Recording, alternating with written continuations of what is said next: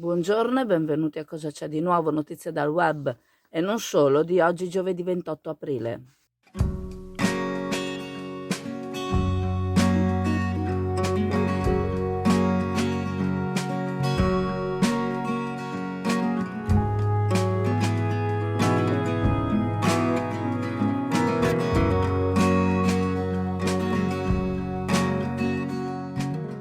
Per quanto riguarda il settore della pesca, negli ultimi tempi la situazione è peggiorata a causa della mucillaggine, che finisce con rivestire le maglie delle reti, che impedisce le operazioni di pesca appesantendole, ma che può causare anche la moria di alcune specie ittiche.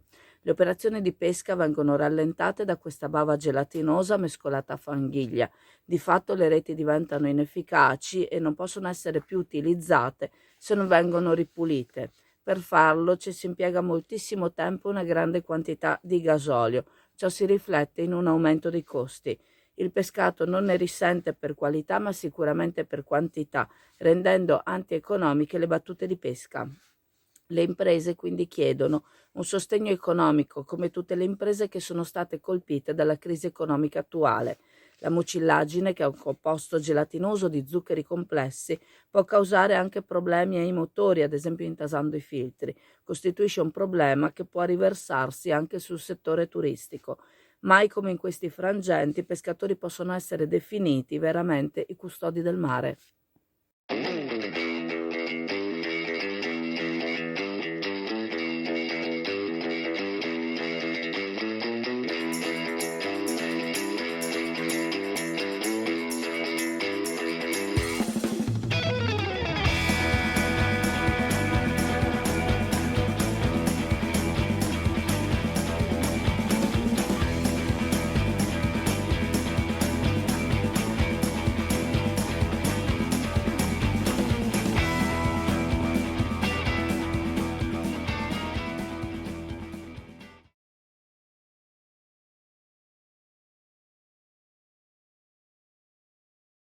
Ieri sera a Sant'Anna un lieve incidente ha visto coinvolta un'auto e un camion all'altezza dell'incrocio.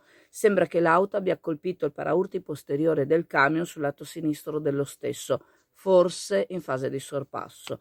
Il disagio è consistito soprattutto sul fatto che il camion si è fermato sul lato della strada, tenendo occupata parte della carreggiata e causando lui stesso un pericolo e un intralcio per le altre vetture che sopraggiungevano.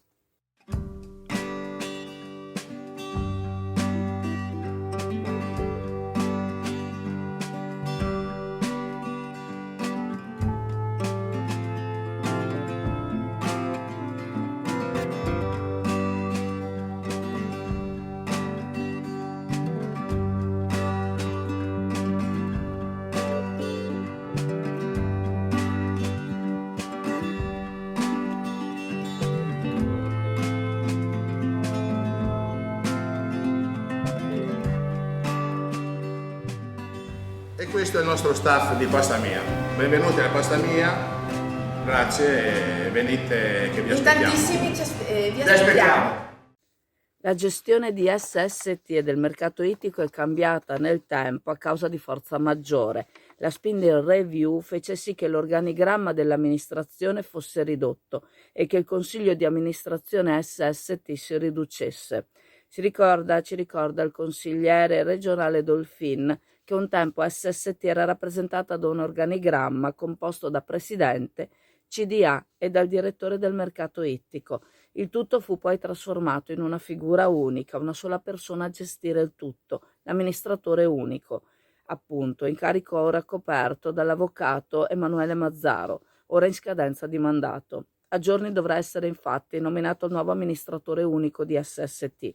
Il consigliere, alla luce del momento attuale, suggerisce di rivedere l'organigramma interno della partecipata SST, nominando una figura apposita per la direzione del mercato ittico, in modo che l'amministrazione comunale possa avere un direttore generale di SST e un direttore del mercato ittico. Secondo Dolfin, la separazione dei ruoli e la conseguente focalizzazione del punto di interesse darebbe slancio al comparto del mercato ittico, che resterebbe alle dipendenze del direttore generale di SST, anche a stretto contatto.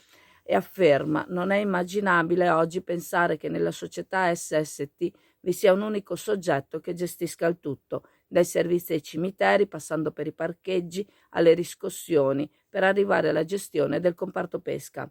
Come in altre realtà, Dolfin prospetta di arrivare a scindere le due gestioni, da una parte la Direzione Generale Servizi, dall'altra la Direzione del Mercato, ciò nell'ottica di dare maggiore dignità ai servizi stessi. Dolfin si auspica che l'amministrazione tenga conto di questa proposta.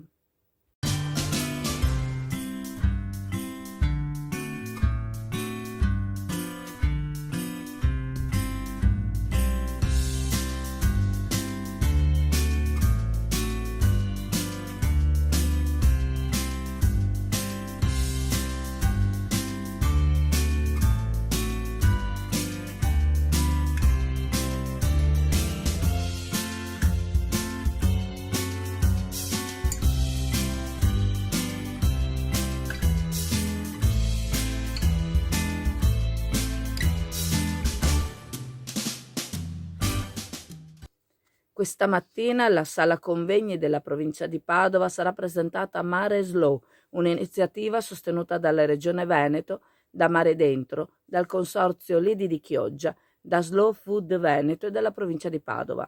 Sarà presente il presidente della provincia di Padova Fabio Bui, l'assessore della Regione Veneto Cristiano Corazzari, i sindaci di Chioggia Mauro Armelao e di Piazzola sul Brenta Walter Milani. Oltre ai presidenti delle associazioni coinvolte ci sarà Emanuele Mazzaro, direttore del mercato ittico di Chioggia, e Giuliano Boscolo Cappon, presidente di ASA Albergatori di Chioggia.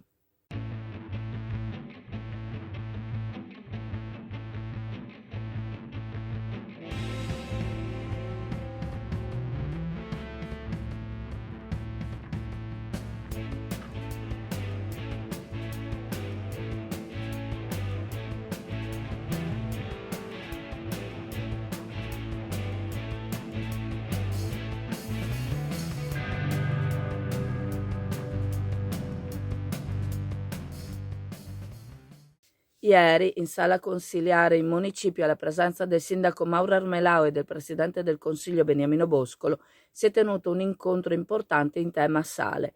A riguardo il sindaco ha ricordato la candidatura di Chioggia, capitale italiana per la cultura 2024, e il nome del dossier, Sale di Cultura. Ha ricordato il nostro passato basato sul sale e sulle saline.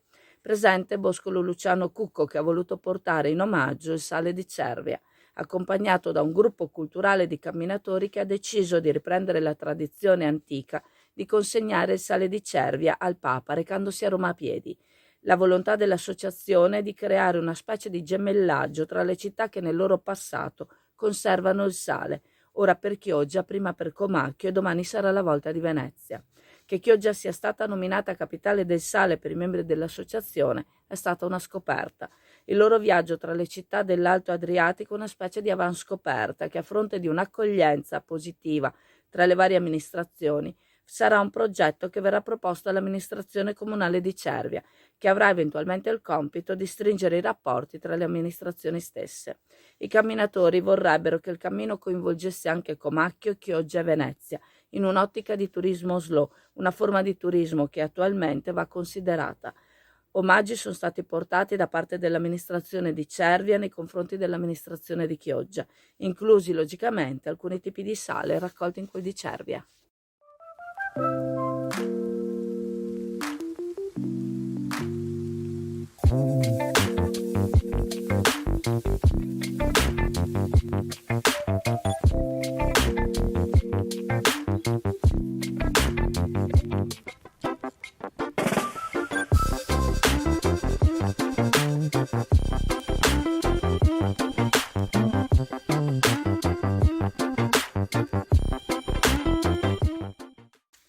Secondo la Corte Costituzionale non sarà più automatico che al nascituro venga dato il cognome del padre. Si potrà scegliere il cognome del padre, quello della madre, quello di entrambi, nell'ordine in cui si desidera che venga messo. Saranno esclusivamente i genitori a decidere che cognome o che cognomi dovranno avere i figli. Le norme censurate sono state dichiarate illegittime per contrasto con gli articoli 2, 3, 117 primo comma della Costituzione. quest'ultimo in relazione agli articoli 8 e 14 della Convenzione europea per i diritti dell'uomo. Tutto è partito da una coppia della Basilicata che ha presentato un'istanza al Tribunale di Lago Negro ancora nel 2020.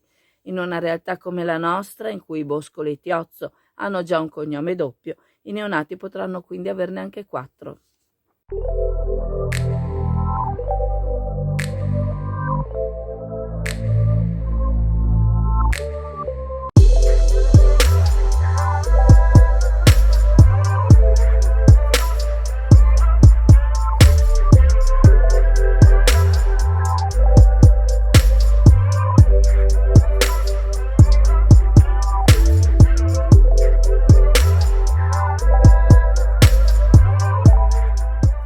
Il Consiglio di amministrazione di Veritas ha approvato la gara d'appalto per il collettamento dei reflui fognari del nucleo centrale della frazione di Valli di Chioggia con la rete di Cabianca per poi rifluire in Val d'Ario. Si tratta di un intervento che risolverà i problemi della frazione legati proprio allo smaltimento dei reflui. L'importo base di gara è di circa 3 milioni di euro, dei quali il 90% sarà finanziato dalla Regione Veneto e 2 milioni e 700 mila. Il resto verrà finanziato da Veritas. L'aggiudicazione avverrà con procedura negoziata senza bando al prezzo più basso. L'inizio dei lavori è previsto per la fine dell'anno, dopo che in autunno saranno avviate le procedure per gli espropri dei terreni nei quali dovranno passare i tubi. La rete fognaria di Valli è stata realizzata nel 1986, non è mai entrata in esercizio a causa di problemi tecnici ed economici che hanno impedito la realizzazione dell'impianto di depurazione previsto in quella zona dal piano direttore del 1998. Il comitato istituzionale del Consiglio di Bacino di Laguna di Venezia, l'intervento inserito infatti nel piano degli investimenti, ha approvato il progetto di fattibilità tecnico-economica. Quello definitivo è già stato deliberato dal direttore dell'ente, con dichiarazione di pubblica utilità, indiferibilità e urgenza. Ricordandovi che la farmacia di turno oggi è la farmacia San Michele in via Padre Emilio Venturini, vi saluto, vi ringrazio e se volete ci vediamo in negozio. Ciao a tutti!